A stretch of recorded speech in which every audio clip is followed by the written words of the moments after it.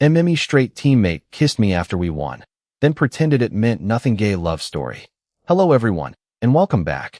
If you enjoy emotional gay love stories with romance, powerful twists, and unforgettable endings, don't forget to subscribe and turn on notifications so you never miss a new story.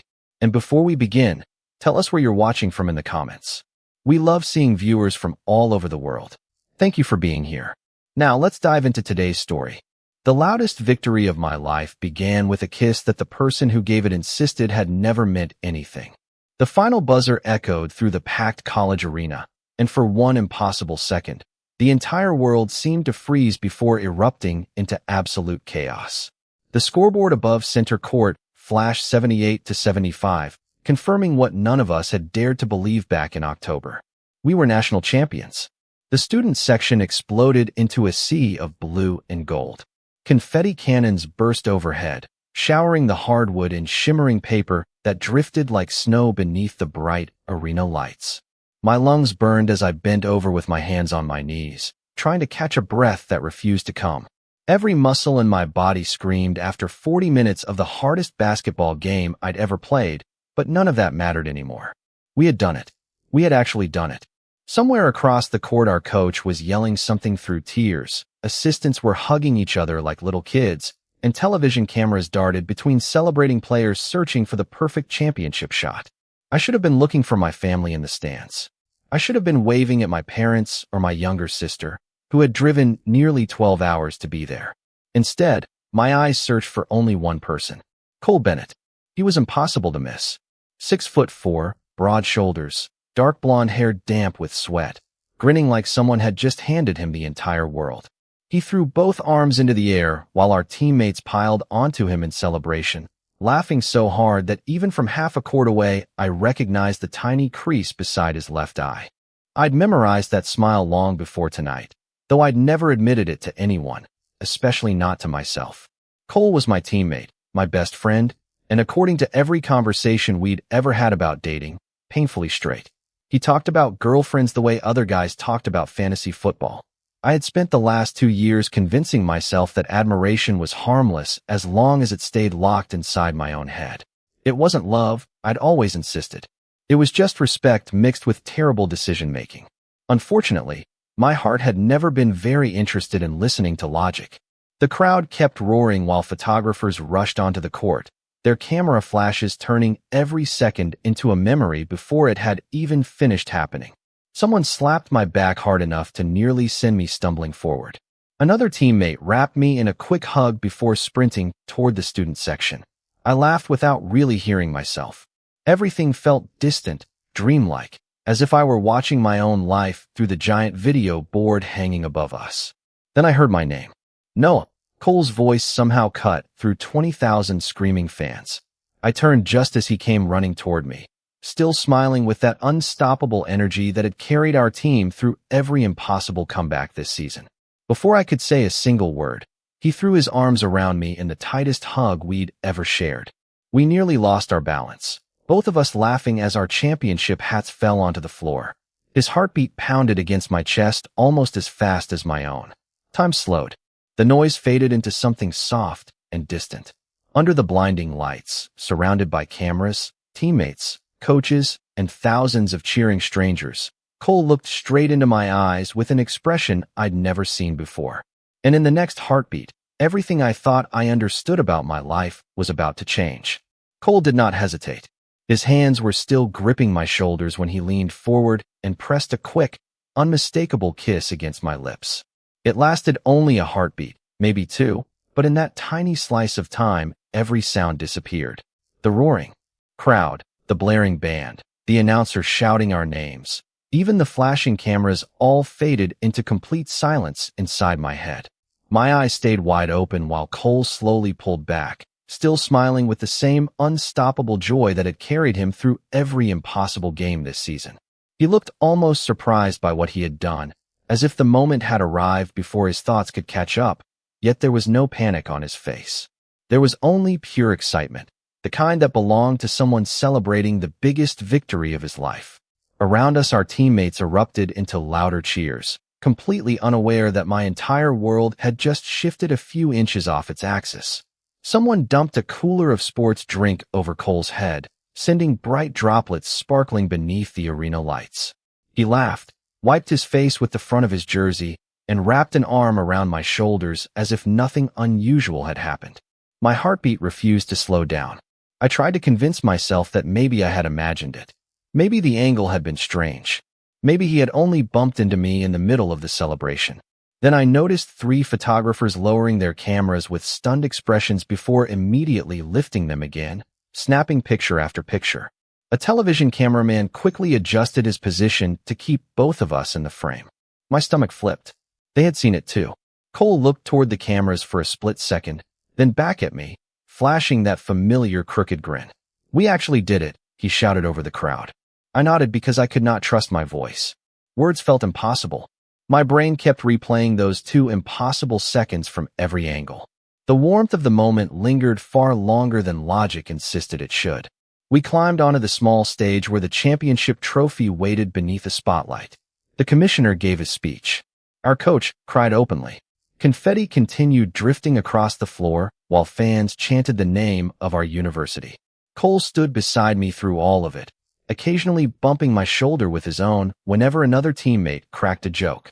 He looked exactly like the Cole I had known. For 2 years, relaxed, funny, completely comfortable in every situation. If he felt awkward, he hid it better than anyone I had ever met. During the trophy presentation, he reached over without thinking and grabbed my wrist, lifting my arm into the air while we both held the championship trophy together. The arena exploded once more. More cameras flashed. More smiles. More unforgettable memories. Yet beneath all of that celebration, one quiet question settled into my chest and refused to leave. Had those few unbelievable seconds meant everything or absolutely nothing? I searched Cole's face again, hoping for some tiny clue hidden behind his easy smile. But all I found was the same joyful teammate who had just helped win a championship, leaving me wondering if I had been the only person standing in the middle of a completely different story. By the time the celebration finally ended, the kiss had already escaped the arena and found a life of its own. Every television in the locker room seemed to be replaying the final seconds of the championship game, but none of the highlights anyone talked about had anything to do with the winning shot. Slow-motion clips showed confetti falling through the bright lights while Cole grabbed my shoulders and leaned toward me. Then the replay stopped just before our faces met, cutting back to the sports anchors smiling with amused expressions as they called it an unforgettable championship celebration. My teammates barely noticed. Most of them were too busy dancing, taking selfies with the trophy, or calling their families. I sat quietly on the wooden bench, pretending to scroll through my phone while my pulse still refused to settle. Notifications poured onto the screen faster than I could read them. Friends from high school. Former teammates. My sister had already sent 3 messages filled with question marks. Social media was flooded with blurry screenshots from every possible angle. Some people insisted it had been nothing more than excitement. Others were convinced there had been something deeper. I should not have cared what strangers believed, but somehow every comment made the memory feel more real. Then Cole dropped onto the bench beside me with his usual effortless energy, tossing me a bottle of water before taking one for himself. He looked completely relaxed, like we had just finished another regular season game instead of winning the biggest title of our lives. He bumped my shoulder lightly and laughed. "Crazy night, huh?" I looked at him, searching for even the smallest crack in his easy smile. Before I could find the courage to ask about what had happened, one of our teammates walked over wearing the biggest grin I had ever seen. "Dude," he said to Cole, "that celebration is already everywhere online." Cole rolled his eyes dramatically and chuckled. "People seriously need to relax." Our teammate laughed. "So what was that all about?" Cole shrugged without the slightest hesitation. "Nothing. We were hyped. We won a national championship. Everybody loses their minds for a minute." He twisted the cap off his water bottle and took a long drink as if the conversation were already over. It did not mean anything. Just adrenaline. He said the words so casually that they landed harder than any defeat I had ever experienced on a basketball court. Nobody else reacted. Our teammate simply laughed and walked away to join another conversation. Cole reached over and playfully nudged my arm. "Do not overthink it, Noah. We are good." I forced myself to smile because I had spent years becoming an expert at hiding disappointment behind polite expressions. Of course, I answered. I know. The words tasted unfamiliar the moment they left my mouth. Cole smiled back with complete relief, completely unaware that every sentence had quietly unraveled something inside me. He stood, grabbed the championship trophy, and jogged toward the center of the locker room where everyone was gathering for one final team photo. I remained on the bench for another few seconds, staring at the polished floor while laughter echoed around me. A few minutes earlier, I had believed the impossible might finally be happening. Now I realized I had been celebrating two different victories, and only one of them had ever been real. I slipped my phone back into my pocket, stood up, and walked toward the camera beside. The rest of the team, wearing the same championship smile everyone else saw, while carefully hiding the heartbreak that no one, especially Cole, seemed able to recognize. The campus felt strangely quiet after the championship, as if the excitement had packed its bags and left overnight while I had been too distracted to notice. Classes resumed on Monday morning. Students hurried between buildings with coffee cups in their hands, and life continued exactly the way it always had. Only I seemed to be stuck somewhere between the final buzzer and those 2 impossible seconds beneath the arena lights. Basketball practice started again 2 days later because winning one championship only meant everyone expected us to win another. Coach believed success was a habit, and habits did not take vacations. The gym smelled the same as always: polished hardwood, fresh tape, and the faint scent of rubber basketballs bouncing across the floor. Cole arrived wearing his usual relaxed grin, greeting everyone with effortless confidence. He slapped lockers, joked with the freshmen, and somehow made the entire room feel lighter just by walking through it. When he reached me, he smiled exactly the way he always had. "Morning, partner." I forced a smile and answered with the shortest greeting I could manage before looking away to tie my shoes, even though they were already tied. If he noticed the difference, he did not mention it. Practice began with passing drills, something Cole and I had perfected after 2 seasons together. Normally, we barely needed words. One glance was enough. One movement. One instinctive cut toward the basket. This time, everything felt half a second too slow. I hesitated before every pass. He reached for the ball just as I pulled it back. Our timing slipped out of rhythm in ways only we could feel. Coach blew his whistle so sharply that the entire gym froze. "Again," he called. "You two are usually the easiest pair on this court." Cole rubbed the back of his neck and laughed awkwardly. "We are just rusty." I nodded without speaking. It was easier than explaining that nothing about this had anything to do with basketball. During the water break, I stayed near the opposite side of the court, pretending to stretch while watching sunlight pour through the tall gym windows, painting long golden rectangles across the floor.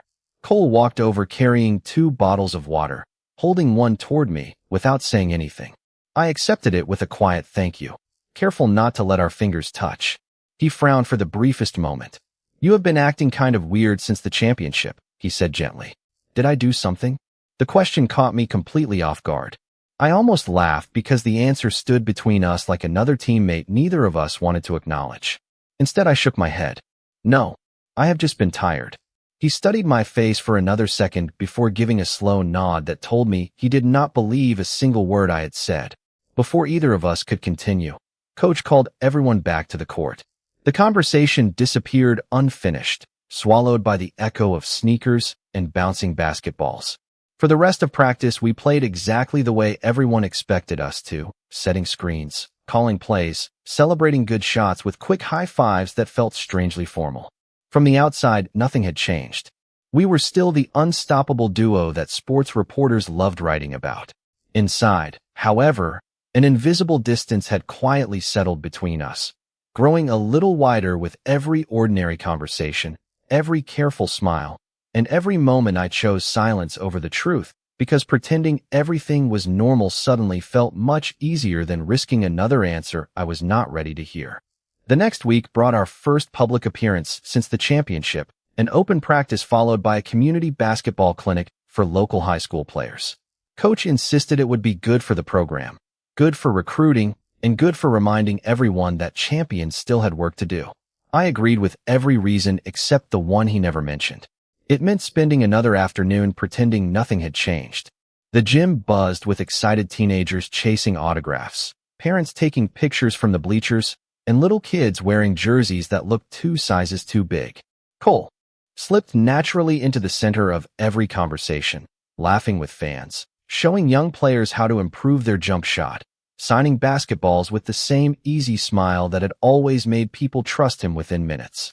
I stayed close enough to help whenever someone asked, but far enough to keep my thoughts from wandering where they did not belong. Near the end of the clinic, one of the visiting assistant coaches introduced me to a player from another university named Mason Turner. He was transferring after the semester and wanted advice about balancing basketball with engineering classes. We ended up talking longer than I expected. Mason had an easygoing sense of humor and asked thoughtful questions that had nothing to do with the championship or the videos that were still circulating online. For the first time in days, I caught myself laughing without forcing it. The conversation felt simple, comfortable, and refreshingly uncomplicated. We walked toward the equipment room together while discussing our favorite professional teams, completely losing track of how much time had passed. When I returned to the court carrying a box of basketballs, Cole was waiting near the scorer's table with his arms folded across his chest. His expression was calm, but something about it felt unfamiliar. "You disappeared," he said. I shrugged. "I was just talking with Mason." Cole glanced across the gym where Mason was helping younger players gather loose basketballs. "Looks like you two got along pretty well." His voice sounded light, yet the words landed with a strange weight that I could not explain. "He seems like a good guy," I answered honestly. Cole nodded once, but instead of smiling, he looked away toward the bleachers where families were beginning to leave. A few minutes later, Coach divided us into groups to demonstrate passing drills. Normally, Cole volunteered to partner with me before anyone else had the chance. This time, he hesitated just long enough for Mason to walk over. "Mind if I work with Noah?" Mason asked politely. Before I could answer, Cole stepped forward almost immediately. "Coach already has Noah with me," he said. Coach looked surprised. Actually, I had not assigned partners yet. An awkward silence settled over the polished floor. Cole cleared his throat and forced a quick laugh. "Right. Habit, I guess." Mason smiled politely and joined another group without making an issue of it. Practice continued, but Cole's energy felt different. Every time Mason and I exchanged a friendly comment while collecting equipment or organizing drills, Cole somehow appeared nearby, joining conversations he normally would have ignored. On the drive back to campus, the late afternoon sunlight painted long orange streaks across the windshield while silence filled the space between us. Cole tapped his fingers against the steering wheel before finally speaking. "So, are you planning to hang out with Mason again?" It sounded like an ordinary question, yet something beneath it felt anything but ordinary, and for the first time since the championship, I wondered if the distance growing between us had not only been mine to carry. 3 days later, our team boarded a charter bus before sunrise for the annual preseason invitational 2 states away, a tournament Coach treated with the same seriousness as any championship game.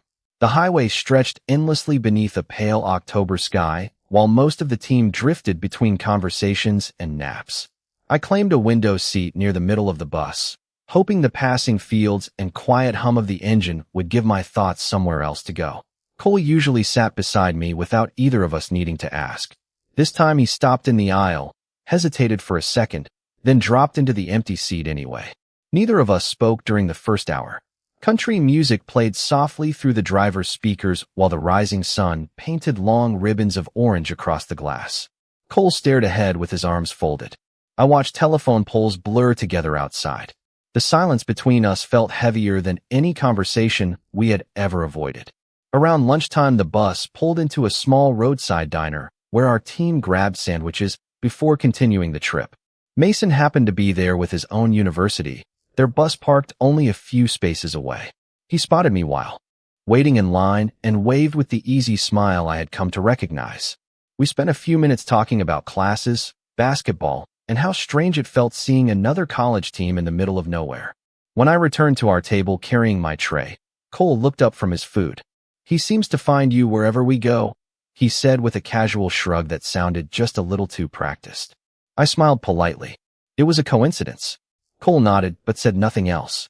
The rest of the drive passed beneath gray clouds that slowly swallowed the afternoon sun.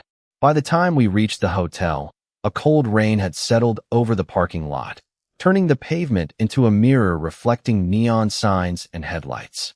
Inside, the lobby coach handed out room keys while reminding everyone about curfew.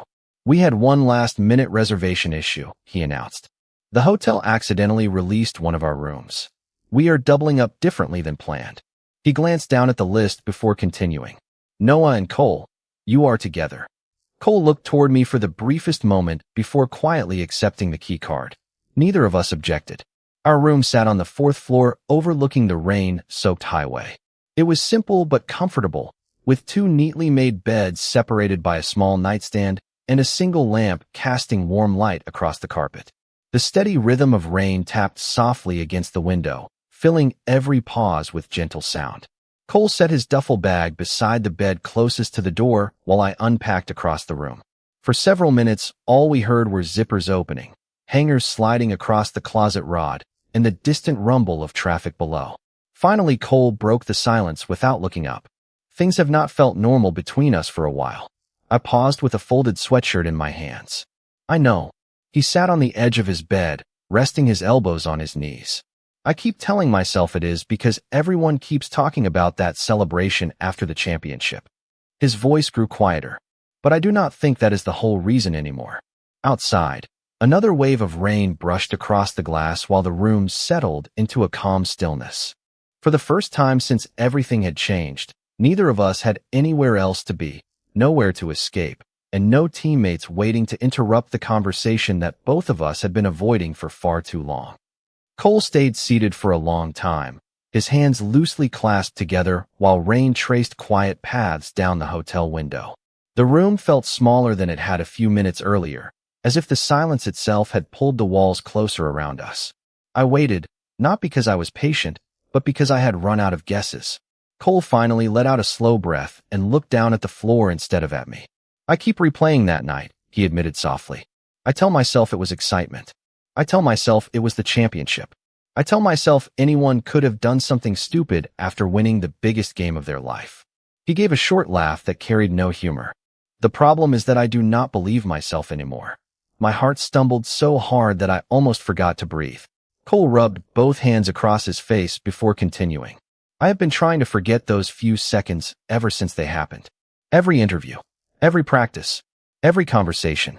I kept repeating the same story because it sounded safe. It meant nothing, just adrenaline.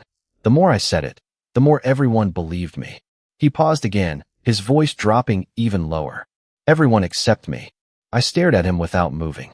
The words I had imagined hearing 100 different ways suddenly felt too real to interrupt. Cole finally lifted his eyes and met mine. They looked tired in a way I had never seen before. "When I saw you talking with Mason, something happened that I could not explain. I told myself I was being protective because you were my teammate. Then I told myself it was because we played better together. I came up with every excuse I could think of." He shook his head slowly. None of them made sense. The rain outside grew heavier, tapping steadily against the glass like a quiet metronome, keeping time for a conversation neither of us had expected to survive. Cole leaned back against the headboard and gave another weary smile. "Do you know what scared me the most?" I swallowed carefully before answering. "What?" He looked out the window for only a second before turning back toward me. "It was not the kiss." His words were calm now, almost peaceful. "It was how natural it felt." My chest tightened. Cole continued before I could respond. "I did not plan it. I did not think about it. I just saw you standing there after everything we had been through together, and it felt like the most honest thing I had ever done." He laughed quietly at himself. Then the cameras appeared. People started talking. I panicked. I grabbed the first explanation that sounded normal because I was terrified of what everyone else would think, including you. The room fell silent again. I realized my hands had been gripping the edge of the mattress so tightly that my fingers ached. Cole noticed and offered the smallest, saddest smile. "I am not asking you to fix this," he said. "I do not even know how to explain what I am feeling yet. I only know that pretending those seconds meant nothing has been the hardest lie I have ever told." For the first time since the championship, I could finally see the weight he had been carrying hidden behind every easy smile, every casual joke, and every carefully chosen word. In that quiet hotel room, With rain falling beyond the window and tomorrow's game suddenly feeling very far away, I realized that neither of us had been running from each other. We had both been running from the same truth, and it had finally caught up with us. Neither of us spoke for several long seconds. The rain continued its quiet rhythm against the window while the hotel room settled into a kind of peace I had not felt since before the championship. Cole had finally stopped hiding, and somehow that made it easier for me to stop hiding too. I let out a slow breath I felt like I had been holding for months. I thought I imagined everything, I admitted quietly. After you said it meant nothing, I convinced myself I had read the moment completely wrong. Cole lowered his eyes. I know. His voice carried the weight of genuine regret. Every time I saw your face after that, I wanted to explain, but I kept thinking if I ignored it long enough, everything would go back to normal. I smiled faintly. It did not. He shook his head with a soft laugh. Not even close. We both laughed then, not because anything was particularly funny, but because the truth somehow felt lighter once it had finally been spoken aloud. The silence that followed no longer felt uncomfortable. It felt honest. Cole leaned back against the headboard and looked toward the ceiling. I do not have every answer, he said. I have spent my whole life believing I understood exactly who I was supposed to be. Then one championship game turned everything upside down. I nodded slowly. You do not have to figure it all out tonight. He looked back at me with quiet surprise. You are not angry. I thought about the sleepless nights, the awkward practices, the careful distance, and every smile I had forced while pretending I was fine. Part of me had every reason to be angry, but the person sitting across from me looked just as lost as I had been. I was hurt, I answered honestly. There is a difference. Cole's shoulders relaxed for what felt like the first time all evening. Thank you, he whispered. Outside, the rain gradually softened into a gentle drizzle. The streetlights reflected across the wet pavement below, turning the parking lot into ribbons of gold and silver. Cole stood and walked toward the window, resting one hand lightly against the glass. I do not know what happens next, he admitted without turning around. Neither do I replied. But we do not have to decide our entire future tonight. He smiled at the reflection in the window before facing me again. Can we start with something simple? I raised an eyebrow. Like what? He took a careful step closer, stopping with enough space between us that neither of us felt rushed. No more pretending. The words were quiet, but they carried more certainty than anything he had said since the championship. I nodded almost immediately. No more pretending. A comfortable calm settled over the room. We talked for another hour about everything we had avoided for weeks. Basketball, classes, family, childhood dreams. The pressure of always trying to fit someone else's expectations. We did not label anything. We did not promise more than we understood. We simply listened, asked questions, and answered honestly. Somewhere between midnight and 1 in the morning, the conversation drifted into easy laughter that reminded me of the friendship we had nearly lost. When we finally turned off the bedside lamp and climbed into our separate beds, the room felt completely different. Tomorrow we would step back onto the court as teammates.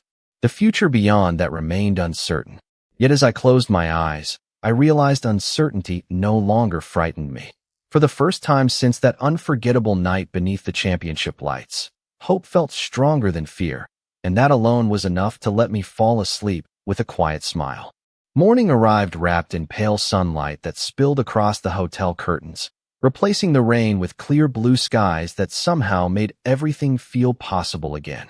Cole was already awake when I opened my eyes, sitting near the window with a cup of coffee in his hands. He looked over and smiled, not the practice smile he wore for cameras or interviews, but the quiet one I had almost forgotten existed. Good morning, he said. I smiled back, just as naturally. Morning. There was no awkwardness left between us, only the unfamiliar comfort of knowing neither of us needed to hide anymore. The drive to the arena felt lighter than any bus ride I could remember. Our teammates joked, argued over music, and made predictions about the tournament while Cole and I slipped back into easy conversations that no longer required careful editing. We laughed about old road trips, impossible practices, and coach's obsession with defensive drills. It felt like finding something precious that both of us had believed was gone forever. During warm-ups, our rhythm returned almost immediately. Every pass landed exactly where it should. Every cut happened without hesitation. Coach watched us for several minutes before smiling to himself. There they are, he muttered, loud enough for the assistant coaches to hear. That is the partnership I remember. The game itself flew by in a blur of fast breaks, loud crowds, and steady teamwork. Cole found me with a perfect pass for an easy basket. Minutes later, I returned the favor with an assist that brought the entire bench to its feet. We were not trying to prove anything to anyone. We were simply playing the way we always had when we trusted each other completely. By the final buzzer, we had secured another victory, and our teammates rushed onto the court celebrating as if the season had already reached another milestone. Reporters gathered near the sideline waiting for post-game interviews, while families applauded from the stands. Cole walked beside me through the noise, calm and thoughtful. He glanced toward the cameras, then toward me. Last time, he said quietly, I let fear decide what happened after the happiest moment of my life. I looked at him without speaking. He smiled with a confidence that felt entirely new. I do not want fear making my decisions anymore. Before I could answer, he reached for my hand. His fingers wrapped gently around mine in the open, right there beneath the bright arena lights where anyone could see. There was no rush, no dramatic gesture, no attempt to create another unforgettable headline. It was simple, steady, and completely intentional. I looked at him, searching for even the smallest trace of hesitation, but found none. He gave my hand a gentle squeeze and laughed softly. That championship kiss was real, he admitted. I was just too scared to admit it. I felt a smile spread across my face before I could stop it. I know, I answered. Around us, the arena continued buzzing with ordinary post-game excitement. Some people noticed us. Others were too busy celebrating the win to pay attention. For the first time, it did not matter. We had spent weeks worrying about expectations, assumptions, and the opinions of strangers. Standing there together, those voices finally faded into the background. What remained was something quieter and far more important. We walked toward our teammates still side by side, hands together for only another few moments before joining the celebration. Both of us smiling with the quiet certainty that the greatest victory we had earned was not written on any scoreboard. It was the courage to stop pretending, to choose honesty over fear, and to begin whatever came next together, one genuine step at a time.